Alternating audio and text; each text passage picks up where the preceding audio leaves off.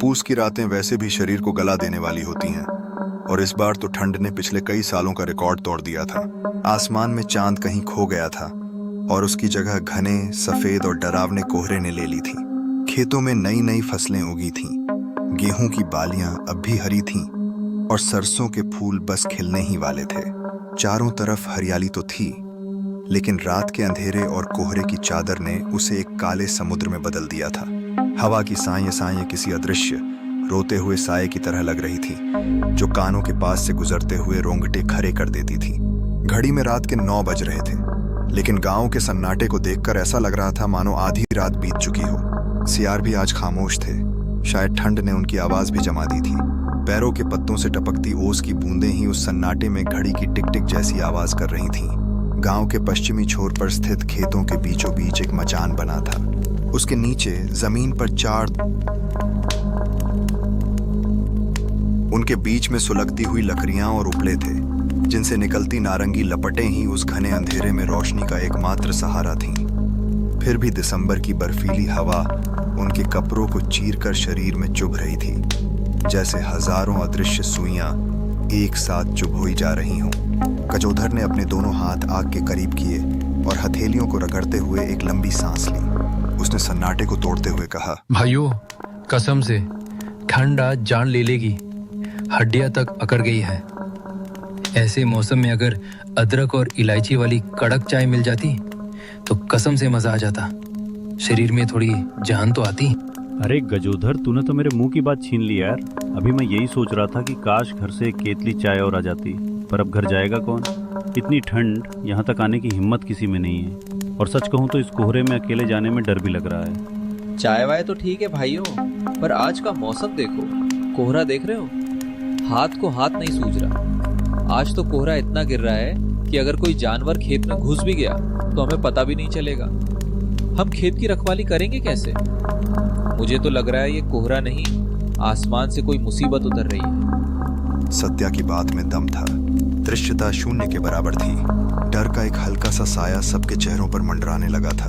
आग की लपटें भी कोहरे के भारीपन से दबती हुई महसूस हो रही थीं। तभी बोला, जो अब तक चुपचाप आग की लपटों को घूर रहा था, गंभीर आवाज में बोला, सत्या तू नादान है। अगर कोहरा नहीं गिरेगा तो खेत की फसलें भी नहीं होंगी। ये ठंड, ये ओस, ये कोहरा, ये सब खेत के लिए कोहिनूर है। इसी से गेहूं में दाना पड़ेगा। ये कोहरा हमारा दुश्मन नहीं, हमारा अन्नदाता है। बोला की बात सुनकर सब चुप हो गए। उसकी बातों में अनुभव था, लेकिन आज का कोहरा कुछ अलग था। वह सिर्फ मौसम नहीं लग रहा था, उसमें एक अजीब सा भारीपन था। एक ऐसी खामोशी थी जो तूफान से पहले आती है। ऐसा लग रहा था मानो हवा ने सांस लेना बंद कर दिया हो। बातें चल ही रही थीं कि अचानक सूखे पत्तों के चरमराने की आवाज आई। खर्र खर्र, जैसे कोई भारी कदमों से सूखी टहनियों को रौंद रहा हो। चारों एकदम सतर्क हो गए। रमेश ने टॉर्च, जो कि दरअसल एक पुरानी बैटरी वाली लालटेन थी, उठाई और उस दिशा में रोशनी फेंकी। रोशनी कोहरे की दीवार से टकराकर वापस आ गई। बहुत दूर तक नहीं जा सकी, लेकिन उस धुंधली पीली रोशनी में उन्हें एक आकृति दिखाई दी। एक बड़ा हट्टा कट्टा बैल खेत की मेर पर खड़ा था। उसकी आंखें टॉर्च की रोशनी में वह बिल्कुल स्थिर था, किसी पत्थर की मूर्ति की तरह।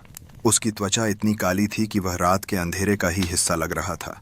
अजीब बात यह थी कि उसके गले में बंधी घंटी हिलने के बावजूद कोई आवाज नहीं कर रही थी। सत्या ने कोहनी मारकर गजोधर को इशारा किया। गजोधर देख, बैल आ गया। अगर इसने खेत में मुंह मार दिया तो नई फसल बर्बाद हो जाएगी। जा, उसे हक्का दे। तू तो वैसे भी आग के पास बैठा बैठा अकड़ दिया है, थोड़ा हाथ पांव हिला ले। हाँ हाँ, जाता हूँ। आज ये बैल भी इसी ठंड में मरने के लिए आया है। वह बरबराया। उसे उठने का मन नहीं था, लेकिन फसल बचाने की जिम्मेदारी भी थी। गजोधर ने लालटेन उठाई और एक डंडा लेकर उस दिशा में बढ़ा। हट हट हट, चल भाग यहाँ से। गजोधर चिल्लाया। उसकी आवाज कोहरे में दबकर रह गई। वह बैल की तरफ बढ़ा। बैल ने एक बार गजोधर की तरफ देखा। उसकी लाल आंखों में एक अजीब सी गहराई थी जो किसी जानवर की नहीं लगती थी। फिर वह धीरे से पीछे मुड़ा। गजोधर उसके पीछे पीछे गया। बैल कोहरे में चलता गया। गजोधर ने देखा कि बैल खेत की सीमा से थोड़ा दूर जा रहा है। वह आश्वस्त हो गया कि बैल भाग गया है। लेकिन तभी एक अजीब बात हुई। गजोधर अभी बैल से बस 10 कदम की दूरी पर ही था कि अचानक बैल गायब हो गया। ऐसा नहीं कि वह भाग गया, बल्कि जैसे वह कोहरे में घुल गया हो। एक पल पहले वह वहां था, उसका विशाल शरीर, उसकी पूंछ, उसके सींग, और दूसरे ही पल वहां सिर्फ सफेद धुआं था। न कदमों की आहट, न झाड़ियों के हिलने की आवाज। गजोधर ठिठक गया, उसके हाथ कांपने लगे। उसने लालटेन चारों तरफ घुमाई। उसने अरे? खुद से पूछा। कहाँ गया? वहां कोई झाड़ी नहीं थी, कोई गड्ढा नहीं था जहां इतना बड़ा जानवर छुप सके। वह बस गायब हो गया था। एक अजीब सी ठंडी सिहरन गजोधर की रीढ़ में दौड़ गई, जैसे किसी ने उसकी गर्दन पर बर्फ का टुकड़ा रख दिया हो। वह वापस अलाव के पास आया। उसका चेहरा थोड़ा पीला पड़ चुका था और माथे पर पसीना चमक रहा था। क्या हुआ, भगा दिया? अरे भाइयों, वो बैल, वो बड़ा अजीब था। वो थोड़ी दूर चलकर अचानक गायब हो गया। मैंने अपनी आंखों से देखा। वो हवा में घुल गया जैसे। मुझे तो ये जगह ठीक नहीं लग रही। गजोदर तू भी ना, कोहरा इतना गिर रहा है, उसी में कहीं ओझल हो गया होगा। तुझे नींद आ रही होगी इसलिए तुझे ऐसा लगा। ज्यादा दिमाग मत चला आफ्ताब। गजोधर चुप रहा, लेकिन उसका मन नहीं माना। वह जानता था कि उसने क्या देखा है। वह कोई साधारण ओझल होना नहीं था। मुश्किल से 15 मिनट बीते होंगे। अलाव की लकड़ियां चटक ही रही थीं कि फिर से वही आवाज आई, खर खर। इस बार आवाज और करीब से थी, जैसे कोई बिल्कुल उनके पीछे खड़ा हो। सबने झटके से मुड़कर देखा। वही बैल, वही कदकाठी, वही चमकती हुई अंगारों जैसी आंखें। वह ठीक उसी जगह खड़ा था जहां वह पहली बार दिखा था, मानो वह कहीं गया ही ना हो। उसकी नाक से निकलती भाप साफ दिख रही थी। गजोधर का गला सूख गया। उसने सत्या की तरफ देखा। देख, वो फिर आ गया। मैंने कहा था ना, वो अजीब है। ये कोई आम जानवर नहीं है। अब तू जा सत्या, मेरी हिम्मत नहीं है उस तरफ जाने की। सत्या ने अपनी मूंछों पर ताव दिया। हालांकि अंदर से वह भी थोड़ा घबरा गया था। डरपोक कहीं के, हट, मैं जाता हूँ, अभी भगा कर आता हूँ उसे। तुम लोगों को तो हर चीज में भूत दिखता है। सत्या डंडा लेकर उठा। वह गुस्से में था कि ठंड में उसे उठना पड़ीड था और अपनी डर को गुस्से के पीछे छिपा रहा था। हट, निकल यहाँ से। आज तेरी शावत आई है क्या? वह जोर से चिल्लाया और बैल की तरफ दौड़ा। बैल फिर उसी तरह मुड़ा और धीरे धीरे कोहरे में चलने लगा। उसकी चाल में एक अजीब सा लय था, न तेज न धीमा। सत्या उसके पीछे पीछे गया। वह देखना चाहता था कि यह बैल जाता कहाँ है। बैल खेत की पगडंडी पर चला और फिर शू, सत्या की आंखों के सामने जैसे कोई जादू हुआ हो। बैल का पिछला हिस्सा धुंधला हुआ और फिर पूरा शरीर कोहरे के बादलों में विलीन हो गया, जैसे धुआं धुएं में मिल जाता है। सत्या वहीं जम गया। उसने अपने डंडे से उस जगह हवा में वार किया जहां बैल होना चाहिए था, लेकिन डंडा खाली हवा में लहराया। वहां की जमीन पर खुरों के ताजे निशान भी एकाएक गायब हो गए थे। सत्या के पसीने छूट गए, बावजूद इसके कि ठंड कड़ाके की थी। उसका दिल हथ में विलीन हो गया, जैसे धुआं धुएं में मिल जाता है। सत्या वहीं जम गया। उसने अपने डंडे से उस जगह हवा में वार किया जहां बैल होना चाहिए था, लेकिन डंडा खाली हवा में लहराया। वहां की जमीन पर खुरों के ताजे निशान भी एकाएक गायब हो गए थे। सत्या के पसीने छूट गए, बावजूद इसके कि ठंड कड़ाके की थी। उसका दिल हथौरे की तरह धड़क रहा था। वह उल्टे पैर भागा और गिरते पड़ते दोस्तों के पास आया। उसकी सांस फूल रही थी और चेहरा सफेद पीढ़ी डीडे गया था। क्या हुआ सत्या, भूत देख लिया क्या? इतना क्यों हाँप रहा है? बोला ने मजाक किया, पर उसकी आवाज में भी कंपन था। सत्या ने कांपती आवाज में कहा, भोला, गजोदर सही कह रहा था। वो बैल सच में कुछ दूर चलकर गायब हो गया। मैंने अपनी आंखों से देखा। वो किसी आम जानवर की तरह नहीं भागा। वो मिट गया, जैसे उसे कोहरा निगल गया हो। वहां कुछ तो गड़बड़ है भाइयों। भोला को अब थोड़ा गुस्सा आया, शायद अपने डर को दबाने के लिए। सत्या, तू भी बेवकूफ है क्या? गजोधर तो था ही, अब तू भी शुरू हो गया। वो कोहरे में ओझल हो गया होगा, इसमें चौंकने वाली बात कौन सी है? जानवरों का रंग कोहरे जैसा हो तो वो नहीं दिखते। तुम लोग खामखा माहौल खराब कर रहे हो। लेकिन माहौल अब बदल चुका था। अलाव की गर्मी अब उन्हें सुकून नहीं दे रही थी। हवा में एक अजीब सी बू आने लगी थी, जैसे पुरानी गीली लकड़ी और कस्तूरी की गंध हो। एक अनजाना डर उनके घेरे में बैठ चुका था। वे चारों अब एक दूसरे के और करीब खिसक आए थे। लगभग आधे घंटे की भारी और बोझिल खामोशी के बाद जब उन्हें लगा कि अब शायद बला टल गई है, वह बैल तीसरी बार प्रकट हुआ।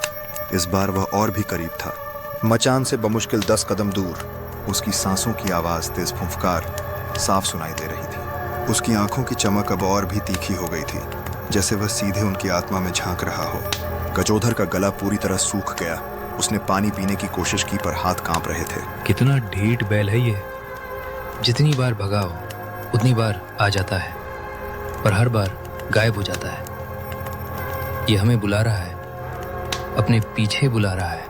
भाइयों, अब मैं नहीं जाऊंगा, मुझे डर लग रहा है। ये कोई साधारण बैल नहीं है, ये यमराज का भैंसा लग रहा है। रमेश, जो अब तक सबसे तर्कसंगत बात कर रहा था, उसने भी डंडा कसकर पकड़ लिया। उसका चेहरा गंभीर था। अकेले जाना ठीक नहीं है, खतरा हो सकता है। चलो सब मिलकर देखते हैं। आज इसका खेल खत्म करके ही दम लेंगे या पता करेंगे कि माजरा क्या है। हाँ चलो, चारों तरफ से घेरते हैं उसे, देखते हैं कहाँ गायब होता है। चारों दोस्त हाथों में लाठियां और लालटेन लिए एक साथ उस बैल की तरफ बढ़े। उनके कदमों की आहट के अलावा वहां कोई और शोर नहीं था। यहां तक कि हवा भी रुक गई थी। जैसे ही वे बैल के पास पहुंचे, बैल ने उन्हें देखा। उसकी आंखों में एक अजीब सी उदासी और गुस्सा था, जैसे वह सदियों से किसी चीज का इंतजार कर रहा हो। बैल मुड़ा और चलने लगा। यही रुको, देखते हैं वो कहाँ जा रहा है। और ठीक वैसा ही हुआ। बैल कुछ दूर चला, उसकी रूपरेखा धुंधली हुई। कोहरे ने उसे चारों ओर से घेरा और देखते ही देखते वह शून्यता में समा गया। लेकिन इस बार कहानी यहीं खत्म नहीं हुई। जैसे ही बैल गायब हुआ, सन्नाटे को चीरती हुई एक भयानक, रूह कंपा देने वाली दहाड़ गूंजी। वह किसी जानवर की आवाज नहीं थी, वह किसी इंसान के गुस्से से भरी चीख थी, जो पाताल लोक की गहराइयों से आ रही हो। चले जाओ, मेरे खेत से चले जाओ, वरना जान से जाओगे। वह आवाज इतनी भारी और गूंजती हुई थी कि चारों दोस्तों के कान सुन्न हो गए। जमीन उनके पैरों के नीचे थर्रा गई। हवा अचानक और ठंडी हो गई, इतनी ठंडी कि उनकी रूह कांप गई और लालटेन की लौ फरफराकर बुझने ही वाली थी। चारों दोस्त डर के मारे एक दूसरे से चिपक गए। उनके दांत किटकिटा रहे थे। भोला, जो सबसे निडर माना जाता था, उसने हिम्मत जुटाकर पूछा, कौन हो तुम? सामने आओ। गांव का कोई इंसान हो तो मजाक बंद करो, हम डरने वाले नहीं हैं। हम चार हैं और तुम अकेले। भोला की आवाज कांप रही थी, लेकिन उसने अपनी बात पूरी की। जवाब में कोहरे में एक हलचल हुई। तभी कोहरे के बीच से, जहां बैल गायब हुआ था, एक आकृति उभरने लगी। यह बैल नहीं था, यही एक इंसान का साया था, जो धीरे धीरे ठोस होता जा रहा था। साया साफ हुआ। उनके सामने एक बुजुर्ग व्यक्ति खड़ा था, लेकिन वह सामान्य नहीं था। उसका शरीर हवा में थोड़ा ऊपर था। उसके पैर जमीन को नहीं छू रहे थे, बल्कि कोहरे पर तैर रहे थे। उसने पुराने जमाने के कपड़े पहने थे, एक सफेद धोती, रेशमी कुर्ता जिस पर सोने के तारों का काम था, और सिर पर एक राजसी पगड़ी। उसके हाथ में एक मोटी लाठी थी, जिसमें चांदी की मूठ लगी थी, जो अंधेरे में चमक रही थी। उसकी आंखें लाल थीं, बिल्कुल उस बैल की तरह, और चेहरा गुस्से से तमतमाया हुआ था। चारों का शरीर जम गया। उनके हाथ से लाठियां छूटकर गिर गईं। ऐसा दृश्य उन्होंने अपनी पूरी जिंदगी में नहीं देखा था। रमेश ने बड़ी मुश्किल से अपने सूखे हलक से आवाज निकाली, तुम कौन हो? मैं इस गांव का जमींदार हूं, ठाकुर विक्रम सिंह। 100 साल पहले ये खेत मेरा था, ये गांव, ये मिट्टी सब मेरा था। मैं अपनी जान से ज्यादा अपनी जमीन और अपने इस बैल मोती को चाहता था। अकाल पड़ा, भयंकर सूखा, लोग बूंद मेरा था। मैं अपनी जान से ज्यादा अपनी विक्रम सिंह। 100 साल पहले ये खेत मेरा था, ये गांव, ये मिट्टी सब मेरा था। मैं अपनी जान से ज्यादा अपनी जमीन और अपने इस बैल मोती को चाहता था। अकाल पड़ा, भयंकर सूखा, लोग बूंद बूंद को तरस गए, सब मर गए, मेरे बच्चे, मेरी पत्नी। लेकिन मैंने अपनी जमीन नहीं छोड़ी। अपनी आखिरी सांस तक मैंने इस खेत की रक्षा की। और आज तुम कल के आए छोकरे, तुमने मेरे मोती को, मेरे बैल को खाने से रोका, उसे डराया, उसे भगाया। जमींदार की रूह का गुस्सा 7वें आसमान पर था। कोहरा उनके चारों ओर चक्रवात की तरह घूमने लगा। पत्तियां और धूल उड़ने लगीं। ऐसा लग रहा था जैसे प्रकृति भी उस रूह के गुस्से से डर रही है। ये खेत आज भी मेरा है। यहाँ का हर दाना मेरे हुक्म से उगता है।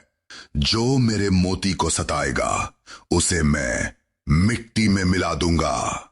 गजोधर और सत्या तो डर के मारे बेहोश होने की कगार पर थे। उनके पैर जवाब दे चुके थे, लेकिन बोला को समझ आ गया था कि ताकत या लाठी से यहां काम नहीं बनेगा। यह मामला इंसानों का नहीं, रूहों का है, और रूहें जज्बात समझती हैं। भोला ने तुरंत अपने हाथ जोड़ लिए। उसने कांपती और रुआंसी आवाज में कहा, माफ कीजिएगा मुखिया जी, सरकार हमें नहीं पता था, अनजाने में भूल हो गई।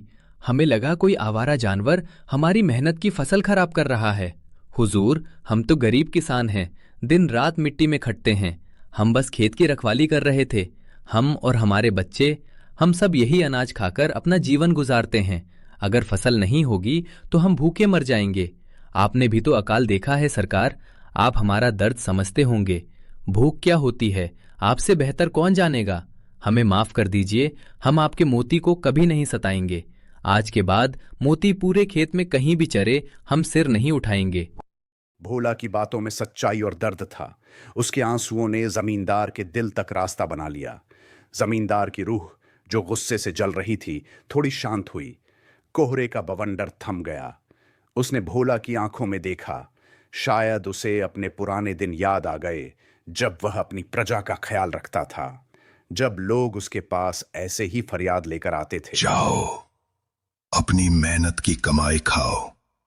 किसान का पसीना अनमोल होता है, लेकिन याद रखना, ये जमीन उधार की है। उसका सम्मान करना और मेरे मोती का ख्याल रखना।